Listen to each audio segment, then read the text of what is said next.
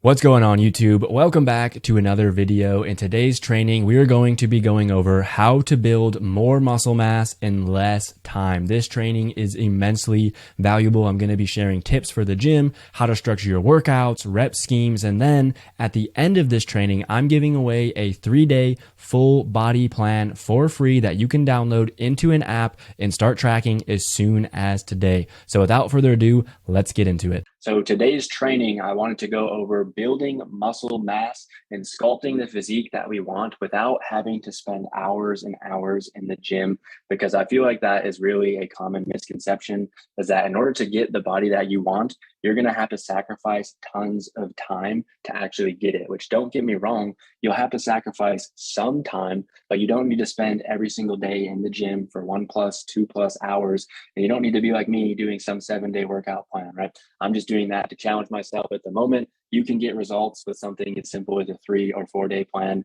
doing like 30 to 45-minute sessions. And that's exactly what I want to go over in today's training, is how do we actually put that into practice? How do we make sure that our efforts are laser focused? And that way we are maximizing that minimal time that we do have in our calendar to actually build the body that we want. So let me go ahead and share my screen real quick here. As always, I will comment the link to this document down in the comments below after the training is over, so you guys will have access to this. But essentially what I wanted to do was start with some general tips on how do we actually build the muscle mass, because then from there, we can learn how to actually apply that in the time sense to make sure that, again, we are maximizing our time when we are in the gym. We're not spinning our wheels and we're not doing a bunch of junk sets or junk workouts that really aren't putting us closer to our goals. So after we go through the tips, I'll talk about one key principle that if you don't know right now, you absolutely need to know, because it is crucial to building that muscle and changing the body and seeing the changes that you want to see. And then after that, we're going to actually go into what some rep schemes look like. What am I doing in the gym? How do I make sure that I'm actually building that muscle while I'm doing these workouts? And then after that, if you stick around to the end, I am giving away a free 3-day full body workout plan. So I will show you step by step how to actually access that. So make sure you stick around to the end. But with that, let's dive into it. So the first tip that I have for you guys is going to be prioritizing compound movements. So those are things like the squat, deadlift, bench press, military press. And these are exercises that are going to work multiple joints, multiple muscle groups simultaneously, which is going to lead to more efficient muscle growth in the long term, because you're not spending as much time working out. If I have to do 3 different exercises to hit 3 different muscle groups, or I can do 1 exercise to hit all 3 of those muscle groups, which one do you think is going to be more efficient for my time? So I'm going to show you how to structure your workouts a little bit later on, but essentially your workouts should start with these compound movements. And then as you go through that, you can start to go into isolation movements later on in the workouts. So isolation movements are just exercises that you're working one muscle group. So think of like a bicep curl or like a tricep push down, things like that. Whereas a bench press, right, you're working your chest as the primary mover, but you're also going to be working your front shoulders, your triceps. Those are going to be what we call secondary movers. So in order to utilize your time efficiently, you really want to put as many compound movements as possible, because that's going to give you the most quote unquote bang for your buck. Tip number 2 is going to be make sure you're lifting with intensity.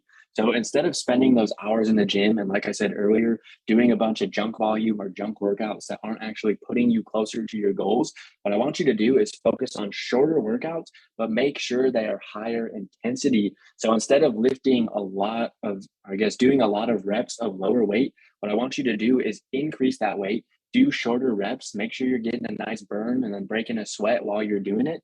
Because as you do this and you increase that resistance over time, that's going to help your muscles stimulate the growth that we are looking for, right? So if we're just lifting light weights over time and just going through the motions in the gym, that's definitely not going to help us build the muscle mass that we want to see. Now we can talk about rep ranges with the intensity in mind. So the intensity will be how much weight we're lifting, but now we need to know how much reps or how many reps should we actually do to build that muscle that we want to see. So what I would suggest doing is using a mix of rep ranges to build both strength and hypertrophy. So you can see I've listed a variety of rep ranges here. We have 1 to 3 reps and 4 to 6 reps, and both of those are considered what we call strength training, because you're going to be lifting quite heavy weights, especially if you're in the 1 to 3 rep range, right? If you're doing 1 rep, that's a 1 rep max test, or if you're doing 2 or 3 reps, you're going to be working at somewhere around 90 to 95% of your 1 rep max, which is very heavy and it's also very taxing on your body. So if you're interested in building strength, I would recommend starting around the 4 to 6 range, especially if you're someone who's newer to lifting. I don't think this is going to be a wise play for you to just hop into the lifting game and start going that hard and that heavy right away. Definitely a time and place for it, but not as you're starting out in your journey.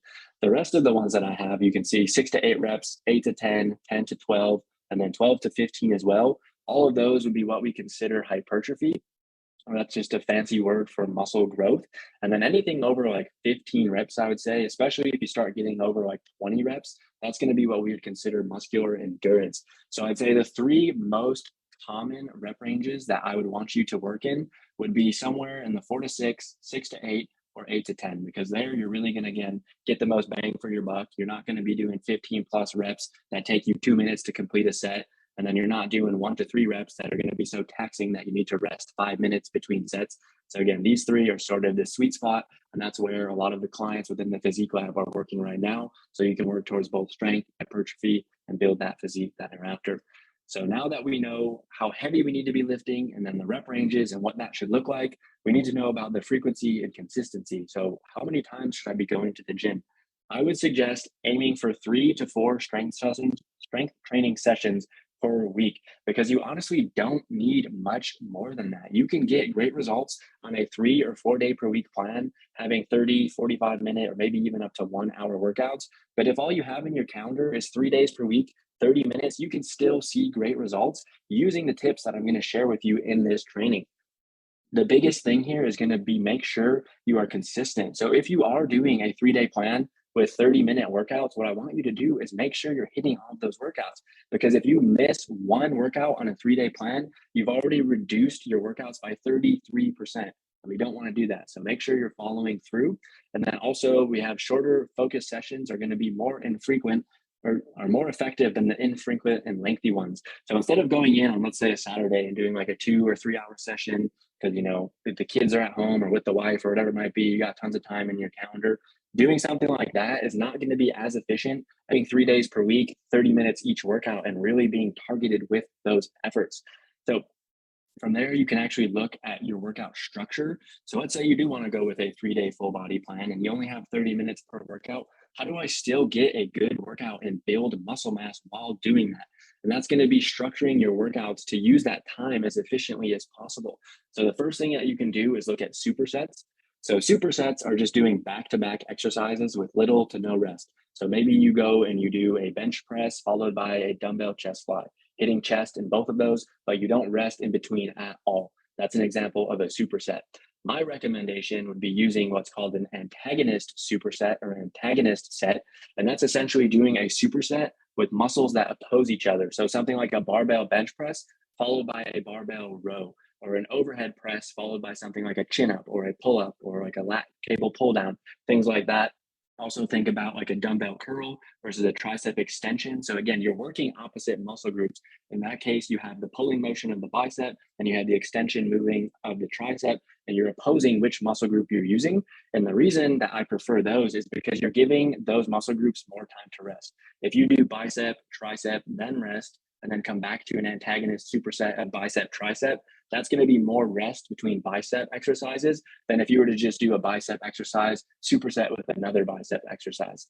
So hopefully that makes sense. The last one would be doing a drop set. And essentially what that is going to failure. This is typically towards the end of a workout. So you pick an exercise, you pick a weight, you go to failure, you drop the weight, and you start doing it again. No rest in between these sets either. You go till failure, you drop the weight. So an example might be a dumbbell curl. Let's say you go 25 pounds for 10 reps, fail, 20 pounds, go to failure, 15 pounds, go to failure, 10 pounds, go to failure. You might be thinking, Tyler, like 10 pounds, that's ridiculous. But I'm telling you, if you do a drop set like this, and if you've done one in the past, you know that 10 pounds now feels like 100 pounds because your muscles are just absolutely toasted.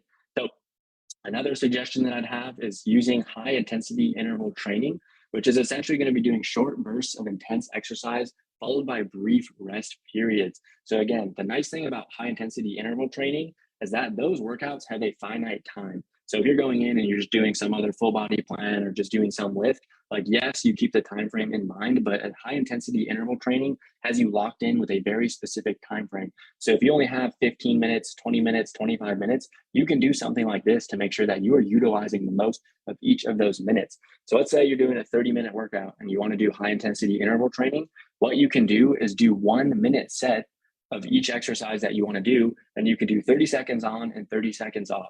So just to kind of give a short example, let's say you're doing the 30-minute workout. Let's divide that across 6 exercises. So that's going to mean 5 minutes to each exercise. So each of those 5 minutes, 30 seconds on, 30 seconds off. Same thing. Once that new minute hits, you're back on again. 30 seconds on, 30 seconds off, and you just keep going.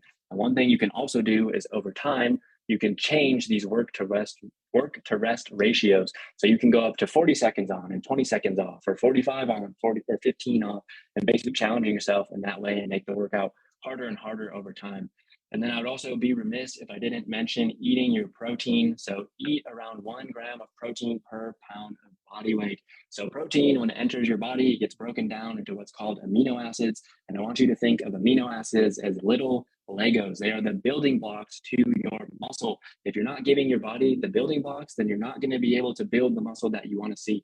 It's like building a house, but then you don't have the bricks to actually lay the foundation. So make sure you're eating your protein. Otherwise, all of your time will be wasted in the gym. Actually, it won't be wasted, but it just won't be as optimized as possible. And that's the goal of the training, right? We want to optimize and build as much muscle mass in the shortest amount of time possible. So with all those tips in mind, we now need to understand the one key principle and main driver for muscle growth, and that is what's called progressive overload. So progressive overload is gradually increasing the intensity of workouts to avoid a plateau in your muscle mass and strength. So you might be saying, that's great, but how do we actually put that into practice? There are a couple ways. One way would be increasing weight on the bar, so how much weight we're actually lifting, or increasing reps with that same weight. So those are going to be the two most common: increasing weight, increasing reps. Something else that you can do too is increasing both reps and weight at the same time. And this is going to be more common for people who are beginners. So let's say you add 5 pounds to the bar, but you're able to lift even more reps than you were before. Those are what we'd call newbie gains. So enjoy that. I definitely miss those days. Takes me much longer to progress on my lifts, but that is a possibility, and that would be considered a form of progressive overload. Now, 2 more that are less common would be increasing the time under tension. So how long your reps are. So if you're doing a quick bicep curl, maybe you're doing a 5-second negative where you're really slowly letting that weight down, and then you curl it back up, slowly letting the weight down. So again, you're gradually increasing the intensity. In that case, you're increasing that time under tension. You could also decrease the rest period in between your sets. So instead of resting for 1:30, maybe you rest for 1 minute, because then you're able to do more work in a shorter amount of time. That would be a variable that you could increase as well. But again, I feel like there's a lot of people that focus on these last two, and I don't think that's the most important thing. If you don't have the weight and the reps and you're not trying to increase those, it really doesn't matter if you're trying to increase time under tension or decreasing the rest period.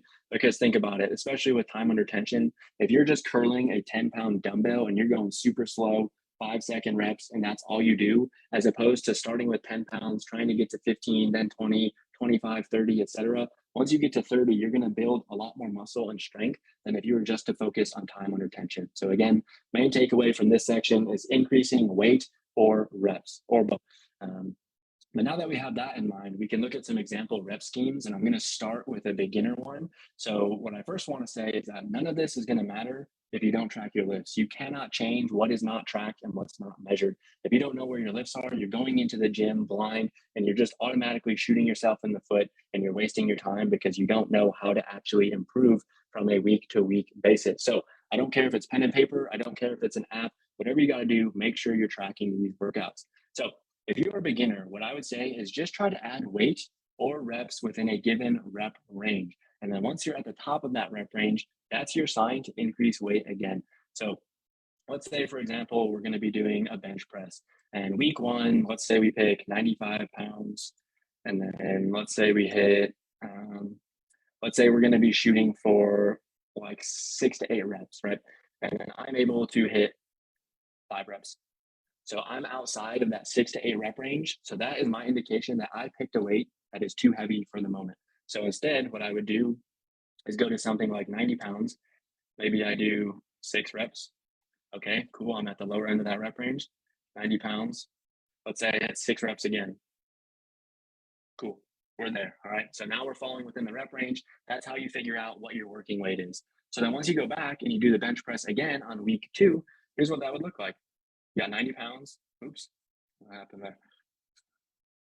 Must have misclicked. So 90 pounds. Let's say you did 8 reps. Then let's say 90 pounds for 7 reps.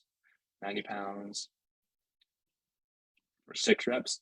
And hopefully by the time week 3 comes around, I'm just going to copy and paste this here instead of having to type it out. Let's say we hit 8, 8, 8. Awesome. We are now at the upper end of that rep range. It is now time to increase the weight. So we can now go 95 pounds, 6 reps. Okay. Let's say we hit that. I think you guys get the idea here, but essentially you keep increasing over time. As soon as you hit the upper end of that rep range, it is now time to bump up the weight. So you're now lifting 95 pounds, which is heavier than what you were lifting before. So again, I think the big things here is that when you're picking a weight, if you're not tracking this, again, you don't know where you're going to start, but to start out, you got to figure out what weight you're using to follow that rep range. Another thing that I would say is that let's say you are following something like a 6 to 8 rep range. Let's say you pick a weight, let's say you picked 80 pounds, for example, and you were able to do 10 reps. That is your indicator that you should increase the weight so that you fall into that rep range again. So whether you fall above or below the rep range, that's telling you how to actually alter your weight.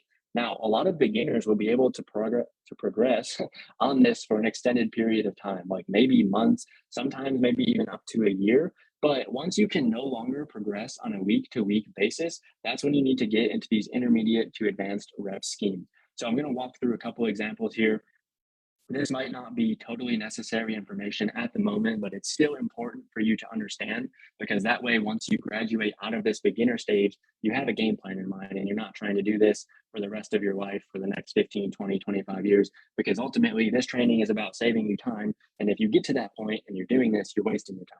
So anyways, let's get into it. Intermediate and advanced. But before I do that, I want to talk about 2 variables. So one is intensity. That's how much weight is actually on the bar. And no, I'm not talking about feelings. Like, yes, you can describe workouts as intense, but that's a subjective measure. I want to know how much weight is actually on the bar. That's what I mean when I say intensity. Then you can look at volume, which is the sets times reps times weight. So that will give you a total number of pounds, and that is your volume. So if you do 3 sets of 10 reps at 100 pounds, that would be 30,000 pounds of your total volume. So you can change any of those variables. You can change the number of sets you're doing, the number of reps you're doing, or the weight that you're lifting on the bar, and that would give you a new volume. Or to simplify things, you can just look at the total number of sets per week. That's typically what I do. So for example, let's say you're following a workout plan that weeks 1 and 2 has you doing 10 sets of chest, then weeks 3 and 4 have you doing 12 sets of chest, then 14 sets of chest, 16 sets of chest. So you can see you're increasing your volume because you're increasing the number of sets of chest per week. So hopefully those variables are making sense, because now we're going to talk about some types of periodization, which essentially is a fancy word for what variables are we changing to make sure that we're still building muscle and gaining strength. So one of the most common forms of periodization is going to be linear periodization. And that just means that as intensity goes up, volume is going to come down. So we can see this nice little graph here. Volume is represented in blue. That's going down. Intensity is going up. So that essentially means that as intensity is going up, that's the weight that we're lifting. The number of reps we're going to be doing is going down, right? Because it's heavier. So that just intuitive makes sense. And that's how it would track. But let's say, we want to look at a typical progression scheme for linear periodization within that 4 to 6 rep range. This is what it might look like over an 8-week period. Let's say you start at 265 pounds. Let's say you're squatted, for example, 265, 3 by 6, right? 3 sets of 6 reps. Then week 2, you do 270 for 3 sets of 5. So we increase the intensity. And then you can go to 275 and do 3 by 4, right?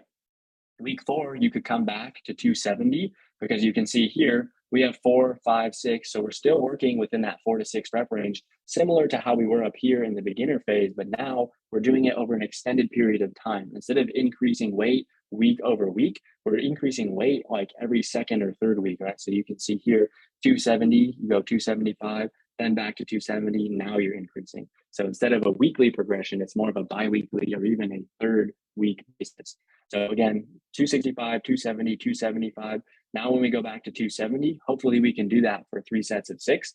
Then we can do 275 for 3 sets of 5, 280 for 3 sets of 4. I think you guys get the idea. And then we take what we call as a deload, which is essentially dissipating all that fatigue that we just built up. So I can do a training on that if you guys are interested, but that's not the main topic of this training today.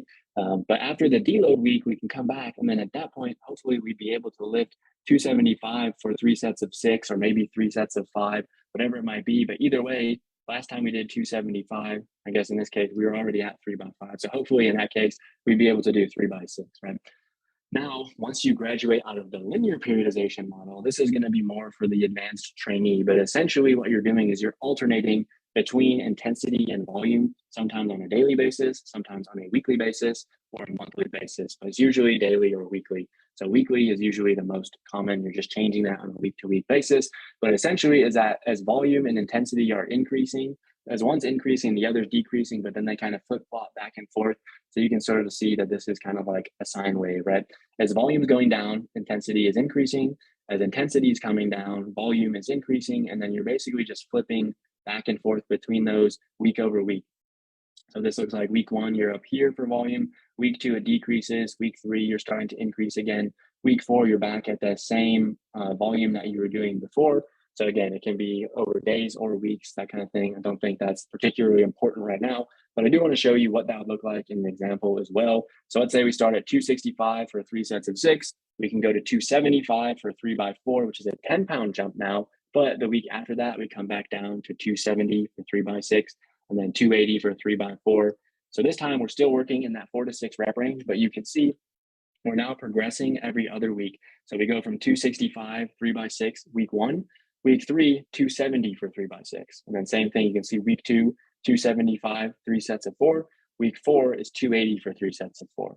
So that's another way that you can potentially approach it as well. So most of you guys will probably fall within this beginner scheme. So I think if you put these tips into practice, right, we're following all these general tips, and then you put progressive overload into practice by adding weight or reps on the bar, and you follow a scheme that looks like this for your compound movements, there is no other way to build muscle, guys. It's the simplest way to do it, and make sure that you're maximizing your time.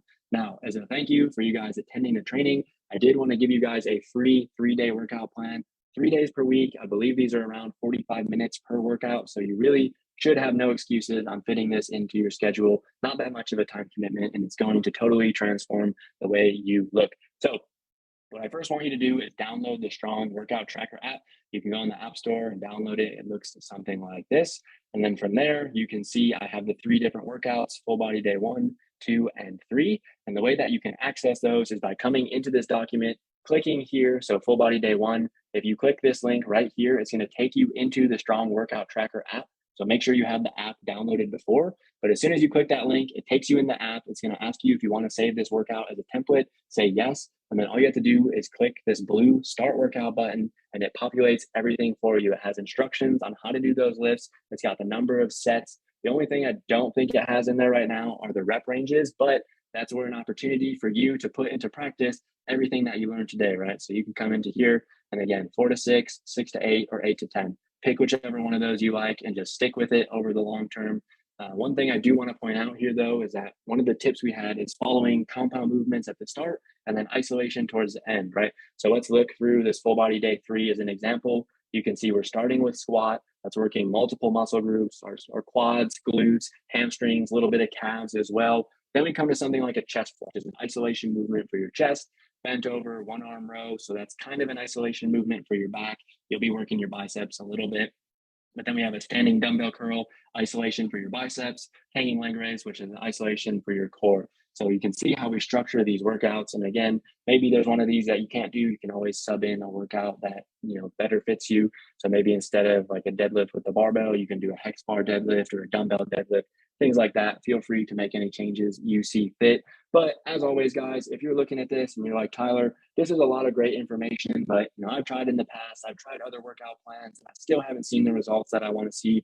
I really just want some guidance because I want to hit that result in a much shorter time frame. What you can do is click this link down below to go to my calendar and book a free 15-minute call. This is not some high pressure sales call where I'm going to bash you over the head and try and take your credit card details and go on vacation to Mexico, right? I genuinely just want to get to know you, get to know your goals, and see how it is I might be able to help you. There you have it, guys. Everything you need to know when it comes to building more muscle in less time. And before we part ways, I do want to let you know of two things. I do have a video that explains the Physique Lab coaching program in extreme detail. So if you are interested in learning more about how we get our clients such amazing results, I'll put that thumbnail down here. I'll link it as a time card up there, and I will also link it in the video description down below. So you can click that link up there or the link down in the description below. And if you're interested after watching that video, you can go ahead and click on the link to my calendar, which is also in the video description as well. It'll take you to my Calendly booking page, and we can find a time that works for the both of us to hop on a 45-minute strategy session to talk about your goals and how we might be able to help you get there. But that's going to be it for today's video, guys. I hope that you enjoyed it. If you did, please give it a thumbs up. Make sure you subscribe and turn those notification bells on so you don't miss when I post a new video. And with that, I'll see you in the next video.